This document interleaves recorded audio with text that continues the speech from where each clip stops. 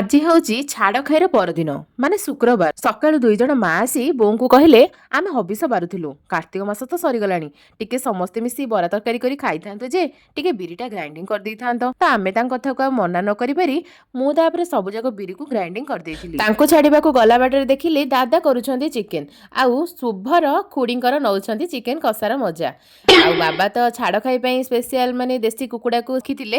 ଆଉ ଆଜି ତ ଛାଡ଼ ଖାଇ ତ ଗୁରୁବାର ଦିନ ପଡ଼ିଗଲା, ଆଜି ଶୁକ୍ରବାର, ସେଇଥିପାଇଁ ଆଜି ଆମର ଛାଡ଼ ଖାଇ କରାହଉଛି। ମୁଁ ତାପରେ କଟାକଟି କାମରେ ଲାଗି ଯାଇଥିଲି, ଯେମିତିକି ପିଆଜ, ଆଳୁ, ଟମାଟୋ ଏଗୁଡ଼ା ସବୁ ମୁଁ କାଟି ଦେଇଥିଲି। ବାବରେ ପିଆଜ କାଟିବା ଯୋଉ କଷ୍ଟକର କାମ।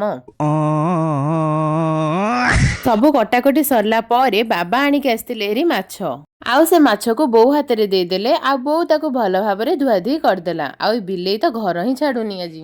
ଆଉ ତାପରେ ସବୁ କିଛି ଧୁଆଧୁଇ କଟାକଟି ସରିଲା ପରେ ଆଜି ଲାଗି ପଡିଲୁ କାମରେ। ବୋଉ ମାଛରେ ଲୁଣ ହଳଦୀ ଗୋଳେଇ ଦେଇକି ମତେ ଦେଇଦେଲା, ଆଉ ମୁଁ ମାଛକୁ ଭଲ ଭାବରେ ଭାଜିଦେଲି। ଆଉ ଗ୍ୟାସରେ ବୋଉ ଡେକ୍ଚିକୁ ବସେଇ ଦେଇ ସେଥିରେ ତେଲ, ଚିନି, ଗୋଟା ମସଲାକୁ ଫୁଟେଇ ଦେଇକି ସେଥିରେ ହଳଦୀ ଟିକେ, ତେଜପତ୍ର ଟିକେ ଆଉ ପିଆଜକୁ ପକେଇ ଦେଇକି ଭଲ ଭାବରେ କଷିଦେଲା। ଆଉ ତାପରେ ବୋଉ ଲୁଣ ହଳଦୀକୁ ପକେଇ ଦେଇକି ଆଉ ଟିକେ କଷିଦେଲା। ଏବେ ଅଦା ରସୁଣର ପେଷ୍ଟ ଆଉ ଟମାଟୋକୁ ମଧ୍ୟ ପକେଇଦେଲା। ବୋଉ ତାପରେ ତାକୁ ବି ମଧ୍ୟ ଟିକେ ସମୟ କଷିଦେଲା। ଆଉ ଏପଟେ ମୋ ମାଛ ଭଜା ମଧ୍ୟ ହେଇଯାଇଥିଲା। ବାବାଙ୍କୁ ମାନେ ଛାଡ଼ ଖାଇର ଆରମ୍ଭ ମାଛ ଭଜାରୁ କରିବାକୁ ଦେଇଦେବାରୁ ବାବା ତାପରେ କହିଲା ଆରେ ଦେଶୀ କୁକୁଡ଼ା କାଇଁ? ବୋଉ କହିଲା ରୁହ ରୁହ ହଣ୍ଡା ବସିଛି।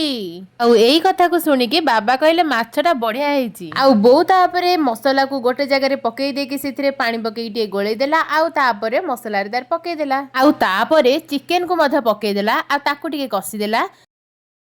ଆଉ ତାପରେ ଆଳୁକୁ ବି ମଧ୍ୟ ପକେଇଦେଲା, ଆଉ କିଛି ସମୟ ତାକୁ ବି ମଧ୍ୟ କଷିଦେଲା। ଆଉ ଚିକେନ ଆଳୁ କଷା କଷି ହଉଥିବା ସମୟରେ ବୋଉ ଟିକେ ନେଇ ଯାଇଥିଲା ରେଷ୍ଟ, ଆଉ ତା ପାଇଁ ମୁଁ ନେଇକି ଯାଇଥିଲି ମାଛ, ଯେ କି ତୁ ଟିକେ ମାଛ ଟିକେ ଖାଇଦେ। ସିଏ କଣ ମାଛ ଖାଇବ? ପ୍ରଥମେ କହିଲା ତୁ ତ ମାଛ ଖାଇନୁ, ତୁ ଟିକେ ନେଲୁ ମାଛ ଖାଇଦେଲୁ। ଆଉ ମତେ ତ ମାଛ ବହୁତ ବଢିଆ ଲାଗିଲା। ଏମିତି ଖାଉ ଖାଉକା ମାଛ ଭଜା ମୋର କମ୍ପ୍ଲିଟ ହେଇଯାଇଥିଲା। ଆଉ ତାପରେ ଚିକେନ କଷାଟା କେତେ ବାଟ ପହଞ୍ଚିଲା ତାପରେ ବୋଉ ଯାଇକି ଦେଖିଲା। ଯେହେତୁ ଦେଶୀ ଚିକେନ ତାକୁ ପ୍ରେସରରେ ସିଟି ନଦେଲେ ହବନି। ବୋଉ ତାପରେ ପ୍ରେସରରେ ଚିକେନକୁ ସବୁ ଚୁଛେଇ ଦେଲା, ଆଉ ତାପରେ ସେଥିରେ ଅଳ୍ପ ଟିକେ ପାଣି ଦେଇକି ତାକୁ ଟିକେ ଘାଣ୍ଟି ଦେଲା, ଆଉ ପ୍ରେସରର ଜାମ୍ ଦେଇଦେଲା। ଆଉ ସେଥିରେ 4-5ଟା ସିଟି ଆସିଲା ପରେ ଦେଖିଲା ବେଳକୁ ଚିକେନ ହେଇଯାଇଥିଲା ପୁରା ରେଡି।